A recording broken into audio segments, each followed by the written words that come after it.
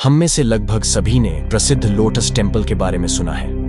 हालांकि हम में से बहुत कम लोगों को इसकी वास्तविक सुंदरता देखने का अवसर मिला। कमल जैसा दिखने वाला यह स्मारक अपनी बेहतरीन वास्तुकला के लिए जाना जाता है और पूरे देश के लिए गौरव का प्रतीक है। देश की तरह ही लोटस टेम्पल सहिष्णुता, विविधता और शांतिपूर्ण सह अस्तित्व का अंतर्राष्ट्रीय स्तर पर मान्यता प्राप्त प्रतीक है। यह परिसर अपनी वास्तुकला में कुछ आकर्षक यूरोपीय स्पर्शों के साथ भारतीय और इस्लामी रूपांकनों के मिश्रण को दर्शाता है। इस वीडियो में हमने इस राजसी स्मारक के बारे में कुछ सबसे दिलचस्प तथ्यों पर प्रकाश डाला है जो आप नहीं जानते होंगे। कमल मंदिर किसने बनवाया? आप आश्चर्यचकित हो सकते हैं कि कमल मंदिर किसने बनाया, क्योंकि यह भारत पर शासन करने वाले किसी झात राजवंश से संबंधित नहीं है। हमारे देश के अधिकांश अन्य स्मारकों के विपरीत लोटस मंदिर का निर्माण फरीबोर्ज साहबा ने किया था, जो ईरानी अमेरिकी पृष्ठभूमि से आते हैं। आपको यह जानकर आश्चर्य हो सकता है कि यह मंदिर दुनिया के 3 सबसे व्यापक धर्मों से संबंधित नहीं है। इसके बजाय यह बहाई आस्था में विश्वास करने वाले व्यक्तियों के एक बहुत छोटे समूह से संबंधित है। हालांकि यह लोगों को अन्य धर्मों में प्रवेश करने से नहीं रोकता है, इसके बजाय यह सभी के लिए खुला है। लोटस टेम्पल की पूरी संरचना संगमरमर से बनी है, जिसे स्पष्ट रूप से ग्रीस से निर्यात किया गया था। यह स्मारक दक्षिणी दिल्ली में फरीबोर्ज साहबा की उत्कृष्ट कृतियों में से एक है। इस स्मारक के लिए उन्हें कई अंतर्राष्ट्रीय पुरस्कारों से सम्मानित किया गया है, जिनमें institution of structural engineers, globe art अकादमी और कई प्रतिष्ठित संगठनों के पुरस्कार शामिल हैं। मंदिर का जटिल डिजाइन आपकी कल्पना से परे है, जब तक कि आप इसे अपनी नंगी आंखों से नहीं देखते।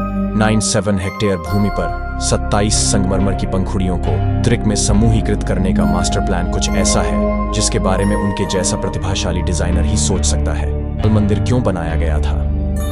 यह देखते हुए कि इसे हाल ही में बनाया गया था, यह एक स्पष्ट प्रश्न है जो दर्शकों के मन में आता है। जबकि अधिकांश सम्राटों ने खुद को या अपने संबंधित धर्मों को महिमा मंडित करने के लिए स्मारकों का निर्माण किया, दूसरी ओर लोटस टेम्पल का एक अनोखा उद्देश्य है।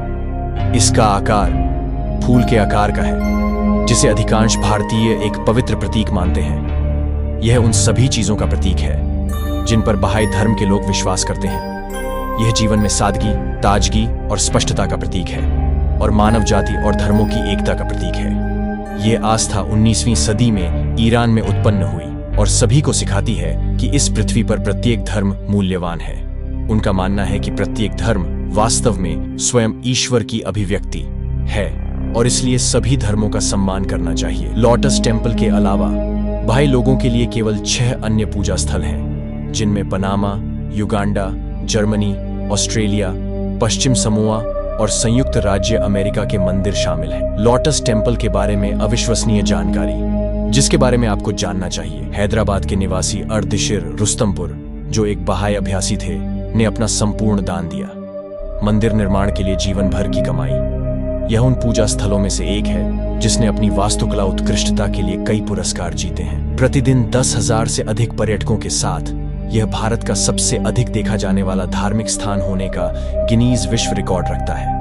पूरी संरचना को 3 परतों में विभाजित किया गया है और प्रत्येक परत में 9 पंखुड़ियां हैं। स्मारक में 9 प्रवेश द्वार हैं और वे सभी आपको केंद्रीय हॉल में प्रवेश कराते हैं। लोटस टेम्पल के चारों ओर 9 तालाब हैं जो कमल के पत्तों का प्रतीक हैं। कीन्शॉस केंद्रीय प्रार्थना कक्ष की क्षमता 2500 लोगों की है और इसकी ऊंचाई 40 मीटर है। सेंट्रल हॉल के फर्श को बनाने के लिए जिस संगमरमर का उपयोग किया गया है वह ग्रीस के पेंटेली पर्वत से आता है। बहाई धर्म के ग्रंथों के अनुसार मंदिर के अंदर कोई चित्र या मूर्ति प्रदर्शित नहीं की जा सकती, इसलिए लोटस टेम्पल के अंदर आपको किसी पैगंबर की कोई तस्वीर या फोटो नहीं मिलेगी। यह नई दिल्ली के पहले मंदिरों में से एक है जो सौर ऊर्जा का उपयोग करता है। आगंतुकों के लिए एक ऑडियो विजुअल कक्ष की भी व्यवस्था की गई है, जहां वे बहाई धर्म के बारे में सब कुछ सीख सकते हैं और धार्मिक ग्रंथों को पढ़ने के लिए एक पुस्तकालय भी है।